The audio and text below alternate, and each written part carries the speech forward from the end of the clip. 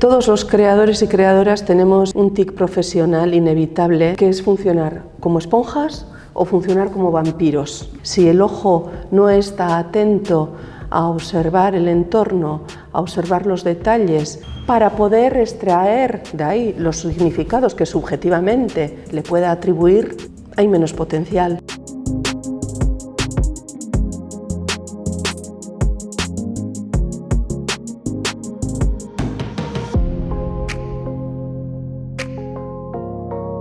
¿Hay algo que a vos te pasa cuando tenés un libro en la mano? ¿Un libro de poemas o un libro que no es de poemas? Un libro.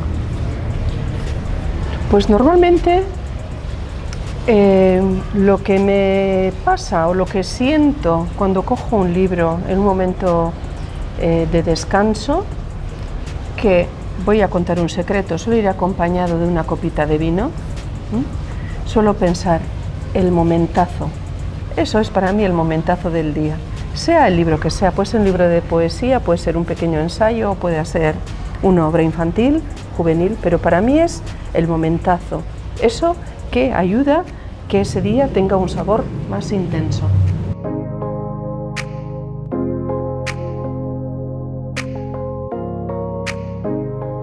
Mireille, bienvenida. Gracias por esta charla. Estoy muy emocionada por poder conversar con vos. Y bueno, a priori es cómo te está tratando esta estadía en Argentina, en Buenos Aires, en Rosario. ¿Cómo estás? Bueno, es que ricasco, muchas gracias por darme a mí también la oportunidad de compartir este momento. Para mí venir a Argentina ha sido una nueva experiencia que inicia siempre con una expectativa de qué pasará, cómo seré recibida, llegaré a las personas frente a las cuales tenga que ofrecer lo mejor de mí, y la verdad es que no recibo más que muestras de afecto y me voy a volver pues muy llena, no solamente por todo lo que estoy aprendiendo, sino también por la calidad humana de la gente con la que me estoy encontrando. ¿Cómo vive un viaje como este a la otra punta del mundo una persona que escribe y piensa en lenguaje, en poesía? ¿Qué es lo que observa? ¿Miras, escucha palabras? ¿Cómo lo vive? Todos los creadores y creadoras tenemos que es el de funcionar, me da igual el símil que utilicemos, que es funcionar como esponjas o funcionar como vampiros. Es decir, que desde el momento uno en que una pone el pie en el aeropuerto, ya está con una actitud de radar y de captar los detalles, los elementos, los fragmentos de conversaciones que puedan nutrir un futuro artículo, un futuro poema, una futura narración, un relato para niños. Eso no es solamente algo que ocurre en los viajes. Eso es algo, yo me parece que es una especie, pues un tic, un comportamiento repetido que ya nos acompaña, pues como supongo que al comerciante de tejidos le surge también espontáneamente pues analizar la calidad de las ropas que está viendo en un escaparate extranjero, ¿no? Como una actitud de vida. Sí, exactamente. Es observar. Sin observación, si el ojo no está atento a observar el entorno, a observar los detalles, para poder extraer de ahí los significados que subjetivamente le pueda atribuir, hay menos potencial. Entonces yo noto en mí que además esto con la edad se me ha ido acrecentando, la observación de los momentos, de los lugares y de las personas es siempre un poco oportunista, un poco aprovechada. Siempre me acompaña esa idea de a ver qué puedo sacar de esto.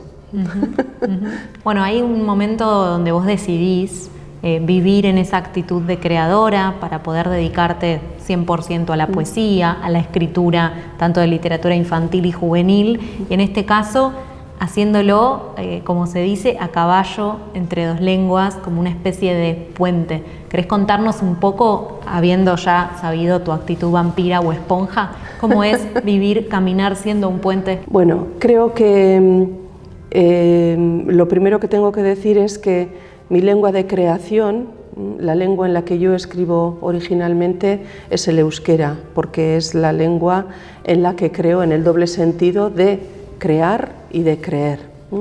Dicho esto, la relación que yo he tenido con la lengua ha ido variando a lo largo del tiempo y esto ha dependido de la evolución sociopolítica de mi pueblo. A ver si soy capaz de resumirlo brevemente. Cuando yo era niña, la lengua habitual en casa y la lengua de los juegos era el euskera. Yo he pertenecido a una familia vascoparlante, pero en cambio la lengua de los estudios y la lengua de prestigio era el castellano. En nuestra casa, a todos los niños de nuestra generación les preocupaba que mantuviéramos la fidelidad a la lengua materna, pero al mismo tiempo les preocupaba que pudiéramos aprender bien y asimilar la lengua hegemónica, la lengua castellana, para poder progresar en la vida. Entonces no había estudios en euskera, el euskera estaba prohibido. Yo recuerdo alguna escena de ver a mi madre quemando en casa papeles escritos en euskera, algún libro escrito en euskera, por miedo a que vinieran a las 4 de la madrugada la Guardia Civil a registrar, ¿no? Entonces vivíamos en esta contradicción de navegar entre las dos lenguas. Y un buen día, y esto es una anécdota que yo suelo utilizar para ilustrar cómo percibí el compromiso que me requería mi lengua, pues esta anécdota que voy a relatar consiste en que yo solía estar mucho tiempo sentada en un escalón frente a la tienda de mi madre. Mi madre tenía una tiendita de ropas, de tejidos y demás en la parte vieja, en la parte histórica de Lekeitio, y los niños en aquel entonces jugábamos, nos mezclábamos niños de distintas edades y jugábamos todos juntos, y había momentos en los que había que descansar y me acuerdo que una vez sentí como una revelación, y creo que esto tiene que ver un poco con lo que he comentado antes de tener ojo o mirada de poeta, ¿no? De extraer un significado, una metáfora en algo que a priori no tiene por qué contenerla. ¿Y qué me ocurrió? Que estaba esperando a que mi madre cerrara la tienda, mirando a una fuente pública que está en esa callecita, una fuente de hierro colado pintado de verde, que llevaba pintado en negro la fecha en la que se canalizó el agua al pueblo, 1888, y debajo de la fecha un elemento, un icono, un dibujo extraído del escudo de la villa. Nuestra villa, Lekeitio, mi pueblo natal, ha sido un pueblo ballenero. Ahora la pesca está en totalmente crisis, no quedan más que un barco, pero fue una población en cuanto a pesca y en cuanto a comercio muy próspera en la antigüedad. Y este icono representa a una ballena con su cría que está en el mar huyendo de una lancha llena de arponeros. Y entonces me di cuenta de que esa era la imagen de la lengua y de que no era lo mismo vivir en una lengua oronda y satisfecha de sí misma, como puede ser el castellano, o vivir en una lengua minorizada, superviviente, en una situación de precariedad que yo identificaba con aquella ballena y su cría huyendo desesperadamente de la amenaza. Eskaera hitzei. Ez utzi hitzak lurretik urrundu nadin, ganaduaren atxetik, txibiaren odoletik.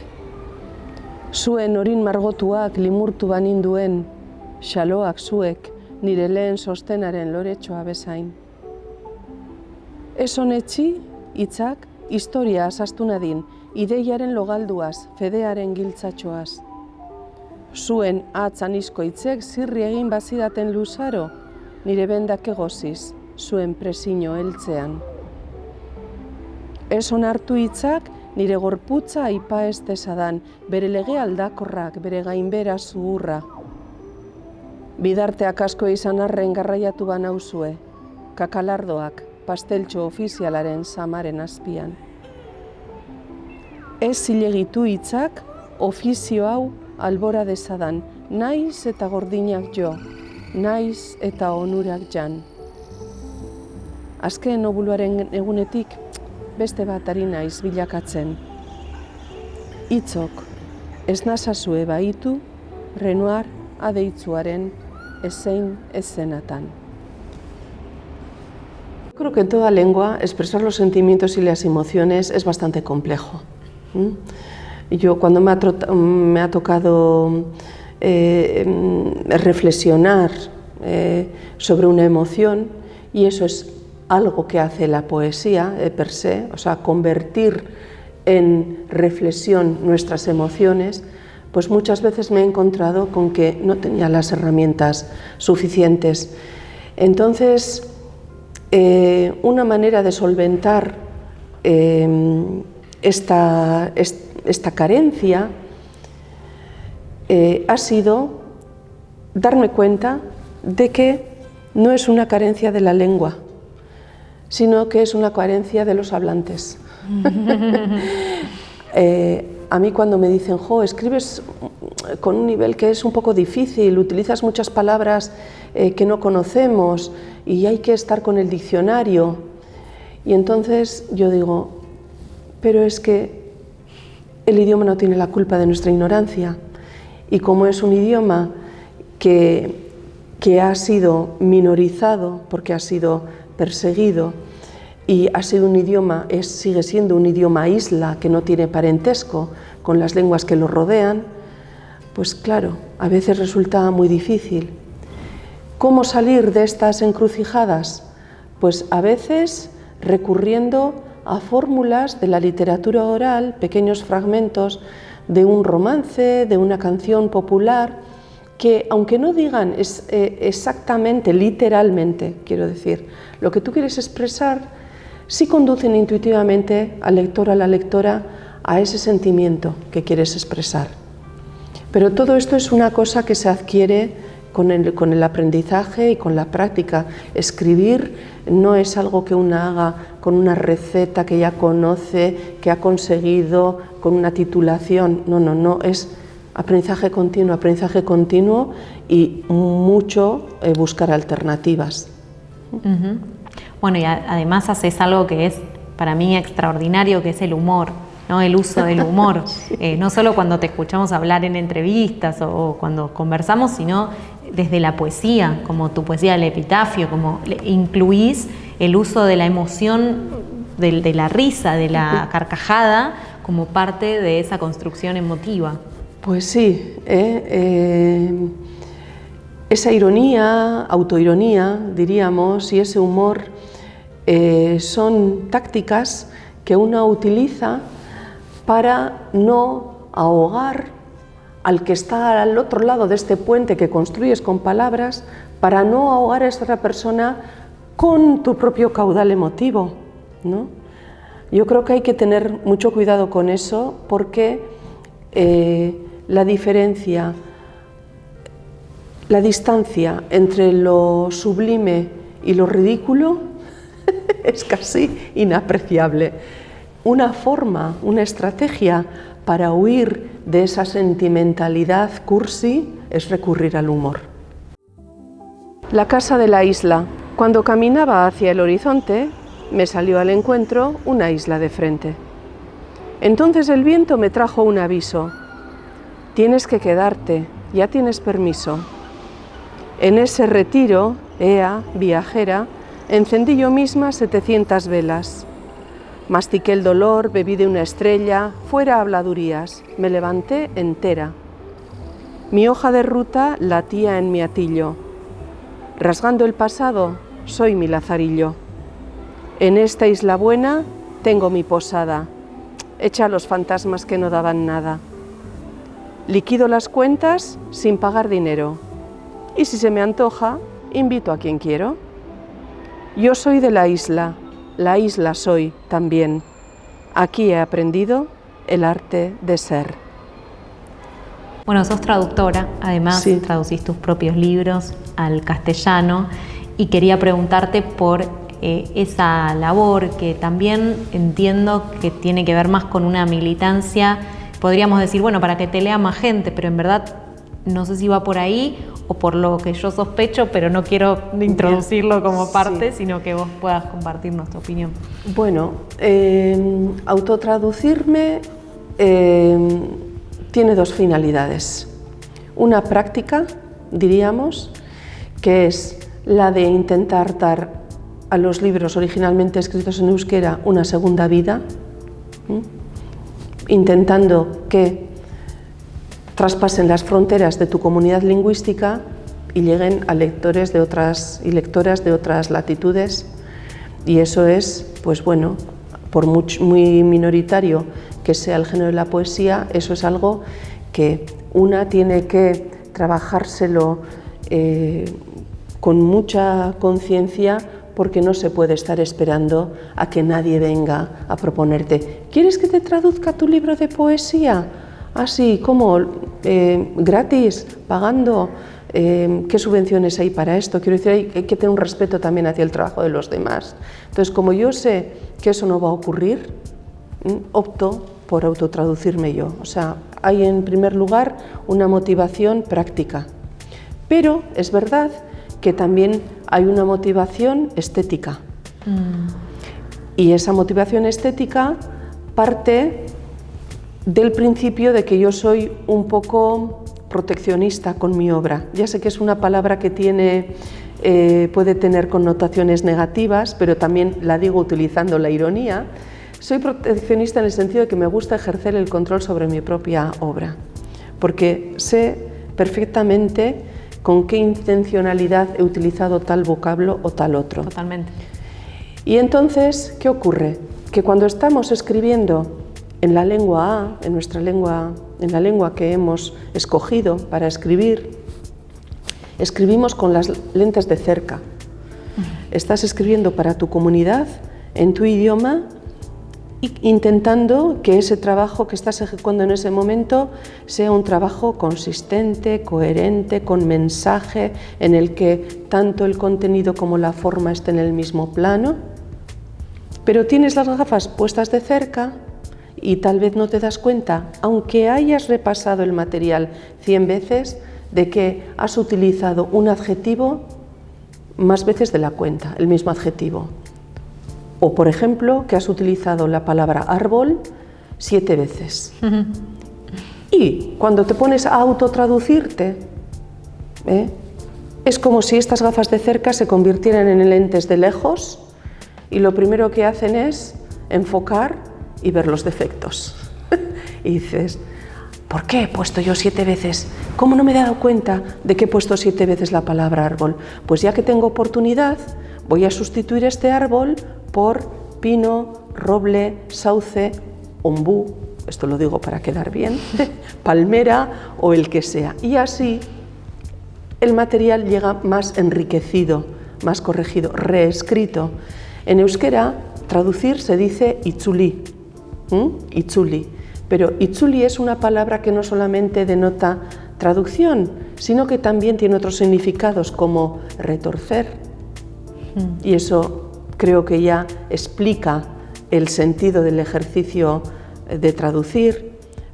Significa también volver, devolver. Y creo que todo eso ya encierra un poco, bueno, el sentido del ejercicio. Lo ideal sería escribir, traducirse simultáneamente, porque al buscar esas alternativas en la traducción surge un vocablo que por sus propias connotaciones te está abriendo otras puertas que te hacen ir otra vez al idioma original y enriquecerlo. O sea, sería hacer un viaje en 3 fases para mí, y cada vez lo estoy practicando más. Escribir y traducirse puede ser equivalente a pintar un paisaje, ¿sí?, con ciertos colores, y al traducir incluir algunos otros matices que den viveza a ciertos rincones de ese paisaje que igual no estaban tan matizados en la primera, ¿no? Y volver al cuadro número 1 y venga, estos matices que he utilizado en el cuadro número 2 los voy a poner. Me gustaron. Me gustaron esos, los traigo.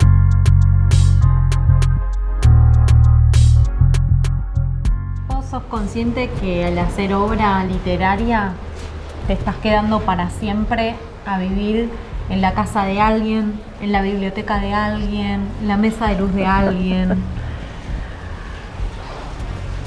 Pues no lo sé. ¿Quién me va a leer a mí dentro de 100 años? Pues nadie, ¿no? Una vez me lo preguntaron, ¿quieres ser inmortal? Y dije, bueno, que me haga mi epitafio, que sea el que me convierta en inmortal, ese epitafio humorístico, ¿no? Que dice que yo habría vivido mejor si, entre otras cosas, no hubiera tenido la pasión por la escritura. Pero mi hijo me contestó inmediatamente, no se te puede hacer caso porque tú siempre vas a escribir.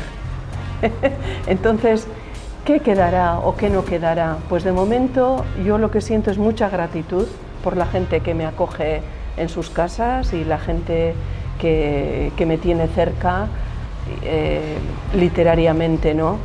Pero no somos inmortales y también hay que saber relativizar eso y quitarle importancia.